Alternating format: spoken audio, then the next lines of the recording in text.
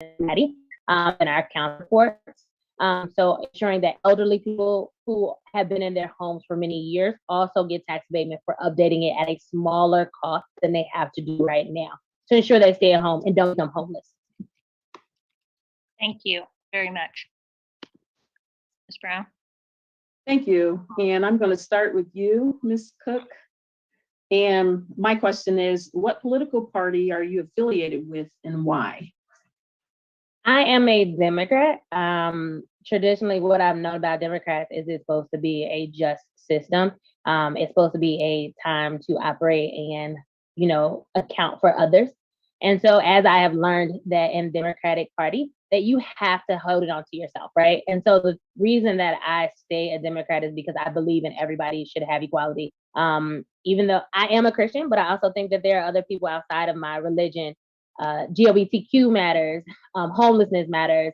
Any sector that is, being cut out of a fair shake deserves equality in Cincinnati.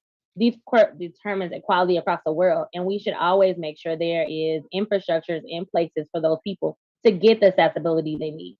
And so, as I am learning more, I think it's about the systems in which we put in place as Democrats. It's great to offer affordable housing and put money towards it, but if there's no structure for it, we're really just harming people. We're really causing people to lose time and effort and lose out of the things that we really want them to have. Same things when it goes to deserts, food deserts. There's a lot of money and food infrastructure, but there is not infrastructure in the internal system. So it causes people displacement. So as I'm creating policies, I want to make sure there's structure and governing to those policies. And that's why I want to continuously work as a Democrat.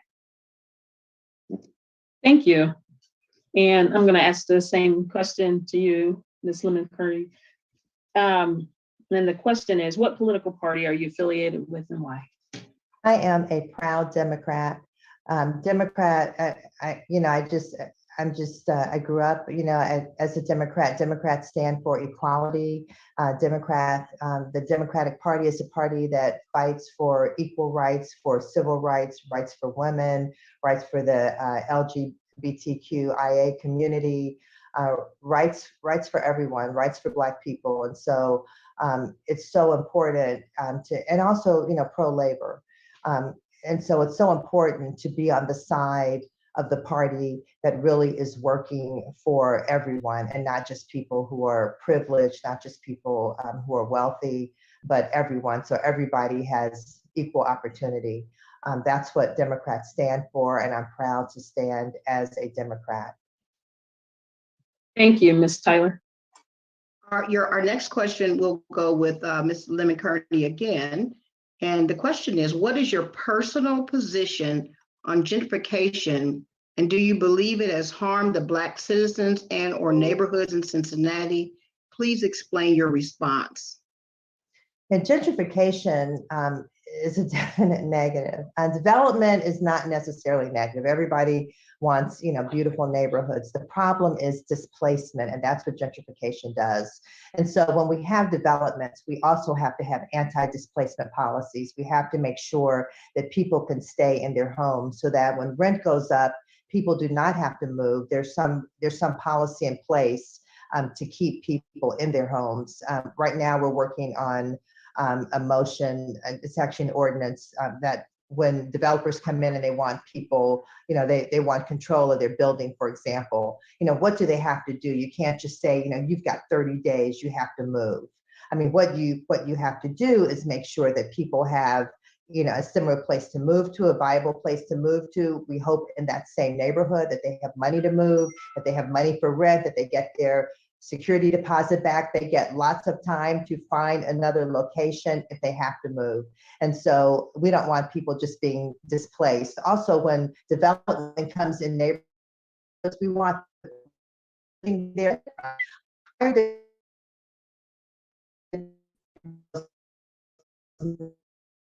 sure that for the people in the neighborhood you're actually developing in. What can we do about rent freezes, for example, and property freezes, especially for older people with limited incomes? The property taxes go up when these developments come in, and then suddenly they can't afford their homes. And so we Thank have you. to put some limits on that so that they do not have to move. Thank We you. want everyone to benefit from the amenities that development brings. We do not want them displaced, and gentrification tends to displace. I mean, that's what it Thank does, you, and Ms. that's not Kearney. what we Thank want. you. Oh, I'm sorry. Okay. It's okay. And I didn't see the 30 seconds. Yeah, the sign. timer went away. Mike, we need you to really step up. Thank you. Come on, Mike. Okay. Thank you. Ms. Cook, let me repeat the question for you as well. What is your personal position on gentrification? And do you believe it has harmed the Black citizens and or neighborhoods in Cincinnati? And please explain your response. I think gentrification hurts Black individuals, but I also think it hurts white individuals. If you look at Dress for Success downtown, it was a predominantly place for women to go and to receive clothing that needed jobs in Cincinnati. And so not only the gentrification, if you don't put requirements on them like other cities, that if they remove a nonprofit that is beneficial to a percentage of their population, they have to either require that ordinance stays there or pay for the movement in a different sector in the city. And so you have to look at gentrification as a system in which we already had things in place that hurt Black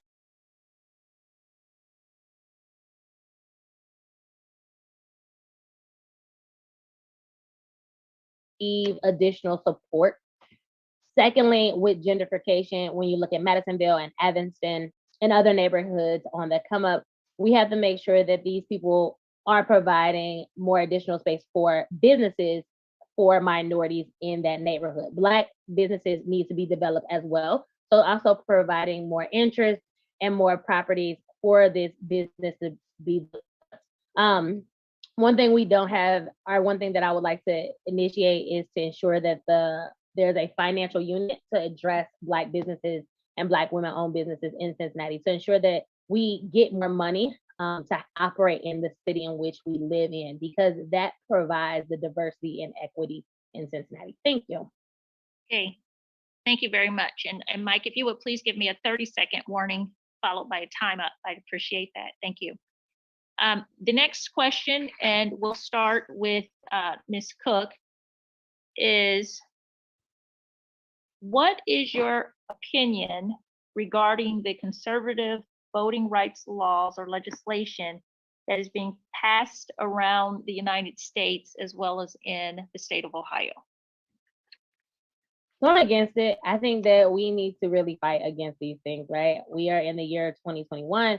And as we look, we need more operations or more systems that allow for easier voting, registering on the day before it is time to vote. I think a lot of people registering the month before essentially cuts out new voters because they don't actually get to hear from all the candidates until the month of the election, right? Like, it's a big push beforehand, but we have to make sure that people have access to voting. We also need to make sure that as gentrification is happening in a lot of different communities, that people understand about re-registering their homes. And most of the times when somebody is looking to move immediately, it has all these different obstacles against them.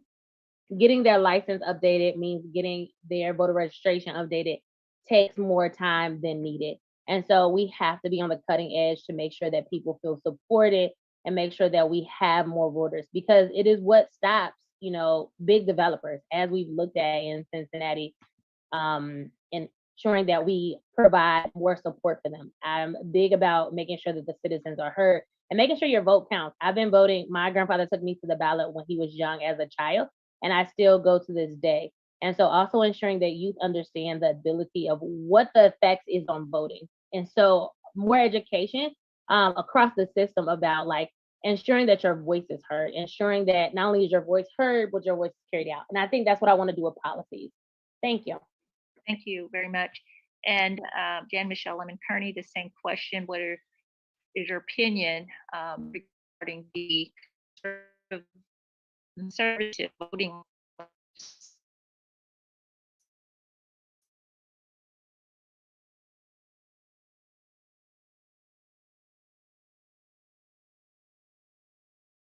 Laws that are also suppressing the Black vote. In Ohio, for example, the purging of polls, a lot of people don't even realize, early voting starts tomorrow. A lot of people don't even realize they aren't registered because they've been purged from the polls without being notified. That's totally wrong, and we've got to stop that. Thousands get purged. This House Bill 294 that's saying, that Ohio is trying to pass, and I know Senator Thomas is on this call and he's fighting against it, which I really appreciate. But saying, we need fewer hours, we need, fewer polling places. I mean, anything to make it more difficult for, for folks who aren't privileged, for Black people, brown people, low and moderate income people, anything that makes it more difficult for us to vote. This is our country. We built this country. We have a right to participate in it. Our ancestors and our family members have fought and died for our right to vote, and that right is being chipped away. We also have to ask our Congress people to make sure they support the John Lewis Voting Rights Act. We have to stand up and fight, and I think for people not to realize how important it is to vote is something we also have to work on. We have to work on voter apathy, because when people start feeling hopeless, they feel disenfranchised. Thank you very much. Jenny Brown?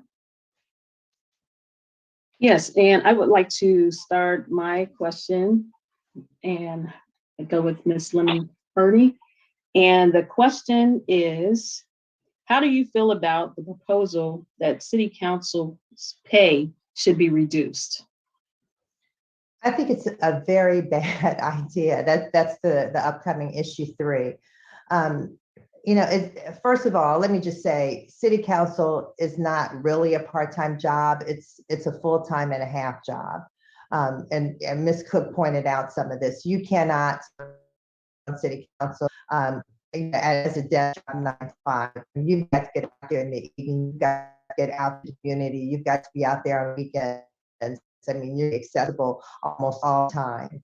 If you're really fighting for the people of the city, really working hard for the people of the city. The second thing is, by lowering the salary, it means that, mainly, wealthy retired people are the ones who have the best chance of getting in office, because it's very difficult to have another full-time job while you're serving in city council. But if you have to support your family, you might be a one-income family, you might be a single mom with children. We want you on city council. That we need diverse representation. But a lot of people will not be able to afford to serve on city council and then work, 2 or 3 other jobs and take care of their family with this reduction in salary. So it is a way of keeping a diverse group of people from running for council. It's a bad idea. Thank you for your answer. And I would like to ask the same question to you, Ms. Cook. How do you feel about the proposal that city council's pay should be reduced? I don't think it should be. I think that would be a mistake.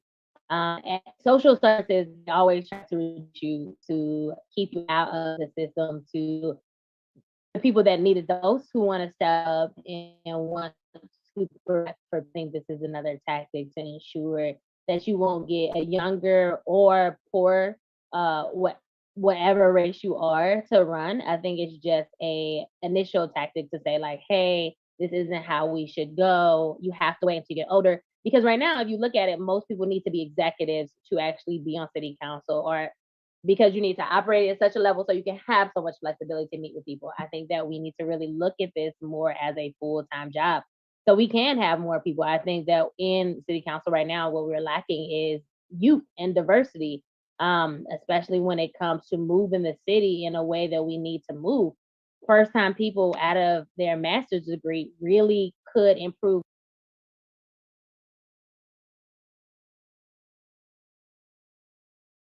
work for their families and their youth, and then to come out with the education and experience to really cultivate the city with structure that provides a new change in the city. I would be more excited for people, not time to hold them back. Thank you. Ms. Lemon Kearney, our next question is, what is your position on funding the Affordable Housing Trust? Yeah, and I mentioned that earlier, but yeah, the city does have an affordable housing trust fund. I think you're asking me about that. which, it started in, I want to say 2017 and just had very little money in it. I think, the positive thing about issue 3, the problem with issue 3 wasn't that it was pushing affordable housing, but it was how the trust fund would be funded. And so, but it did push city council and the city administration to say, we've got to find money for the Affordable Housing Trust Fund.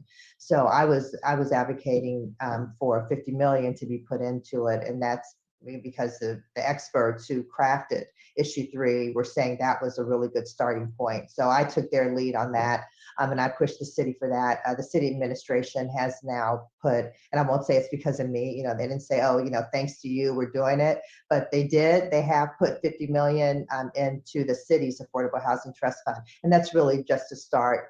We need more, but it's a good start, and it's better than where we've been. Thank you. Ms. Cook, what is your position on funding the Affordable Housing Trust? I am all for it. I look at raising prices, and a lot of people I know and I've met in the community have been evicted from their homes, or their homes have increased $300, $400, and the landlord has not did anything to their home. I think having more affordable housing unit is just the crux in Cincinnati. Having the infrastructure so that people can be able to apply for affordable housing is really what's going to be important, because I've worked in sorry. That was her time, Judge. Thank you very much. That actually brings us to the end of our questions. We were actually short one candidate this evening. Jeff Kremerding had RSVP to participate, but he did not show up tonight. And so that threw our forum off, as we had an equal number of candidates scheduled for each hour. So we did, however, time them accordingly, and you actually had the exact same amount of questions, actually 1 or 2 more than the prior group. So we are going to be in on time this evening. We will close by giving each of our candidates that did show up tonight, Jan Michelle Lemon Kearney, as well as Lakeisha Cook, they will each have a minute and a half to close out tonight. And so I'll start with you, Lakeisha Cook. I really appreciate the time that everyone put into this, and I'm really asking Cincinnati come out because I want to support the city as a whole. I really want to make sure that we address affordable housing, but also that is a place for affordable housing, home ownership for Black individuals and elderly individuals in Cincinnati. Is really time that we, addressed Black people in Cincinnati. With all the gun violence and everything in the city, it has to be a citywide initiative to go after the gun violence, to ensure that you feel safe in every community, whether you are in a neighborhood that is nice or you try to go down to Pendleton. Your safety is my first concern, and also being able to address it. And then the youth, we need to make sure that there's more youth programs and more programs that support their families. The families are their number one leaders in their lives, and we need to understand that they are the backbone, and we are the people that surround them through policies and through programming. So as early voting starts tomorrow, I really appreciate if you take the time to consider me for a vote, and also just consider the opportunities to get involved in Cincinnati. I really want to team up with you. This is not just about a one-day thing. This is about really making Cincinnati a whole, diverse, equitable place to live for all of us. Thank you. Thank you. And finally, Jan Michelle Lemon Kearney. Thank you so much for inviting me, and it's been an honor to be here, and also to get to know other candidates such as Ms. Cook. I just have so much respect for so many of the people who are out running, lots of young people, and it's really it's very encouraging. For me, we're working on a lot in City Hall now. It's been a year of a lot of work, and work that I'd like to continue. First of all, the safety issue. Pedestrian safety is one thing, also in terms of gun violence. Really hard do to get gun violence down. And I can tell you gun violence is down across the city for adults, but for juveniles, it has gone up. We just saw someone from Woodward High School who was shot right before this forum, but I understand he's going to be okay The problem is we need to do conflict resolution. We need to teach our young people conflict resolution. We need more opportunities for them, more jobs for them, more job training. We need to show them hope in a future. Also, of course, there's housing. We've got to increase home ownership. We've missed out on multi-generational wealth. We've got to increase that. We need more affordable housing. We're working on that. And economics, we have to support our businesses, our women-owned businesses, our Black-owned businesses, minority-owned businesses, small businesses. That's the backbone of our economy. And so we have to make sure that people have the opportunity to start and grow their businesses and support their families. And so that's what we've been out working for. And it's been an honor to serve people in Cincinnati. I ask for your so that I can serve full term on City Council. Thank you. Thank you very much. And as we prepare to conclude this evening, I want to again thank our council candidates that chose to participate this evening, Jan Michelle Lemon Kearney, as well as Lakeisha Cook.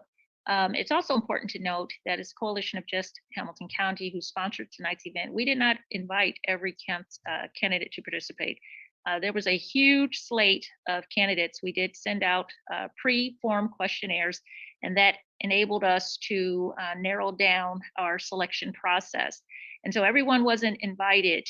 So those that you see tonight, we purposely invited them to participate and to proceed further with the coalition as we make our determination as to whom we're going to support as a coalition of Just Hamilton County that is made up of individuals as well as civil rights organizations across the city.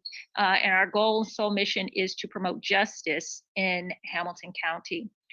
Again, I will note that Jeff Cramerding had RSVP'd and he failed to show tonight, and we did not receive a cancellation or notification that he would not be here this evening. I want to thank our moderators, our co-moderators for tonight. That would be Jenny Brown as well as Minister Kathy Tyler. I want to thank our time person here and Mike this evening. Thank you so much. And I want to thank Dr. Vincent Enoch for managing all of the technical issues that surely arise and for hosting tonight's event. This will be made available or continue to be made available on YouTube, as well as Twitter, as well as Facebook, and I believe one other social media that I might be missing. Twitch. What is that? Twitch. Twitch. Yes. Okay, that's a new one for me.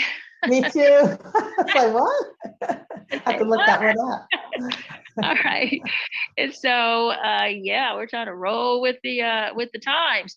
And we want to thank everyone. I failed to do this earlier, but thank everybody in the listening audience for joining us. As you know, there's some things going on, and Facebook was off the air the entire day. And it just came back on just in time for us to do our forum this evening. But we do believe that there was probably reduced coverage because everyone didn't know that Facebook was back up today. And so again, a reminder that early voting starts tonight or tomorrow. And today was actually the last day to register in order to vote in this upcoming election. And so if you didn't register, too late. But please get registered for the next election. But again, early voting starts tomorrow. So again, everyone participate. Thank all of those are watching, listening, viewing audience on the evening. Again, this is a Coalition for Just Hamilton County. I've been your moderator, Tracy M. Hunter. It's been a pleasure as always to serve you. And more than that, I look forward to seeing all of you at the polls. So thanks for joining us. God bless you. Thank you. Thanks. Oh, and don't forget to join us next Monday, October the 11th, for 8 more candidates that will be joining us next week, Monday, same time, same place, 7 o'clock on YouTube, on Zoom, on Facebook, and 7 to 8 and 8 to 9. So again, join us next week. Sorry, I missed that. Thanks again. God bless you all. Bye-bye. Thank you.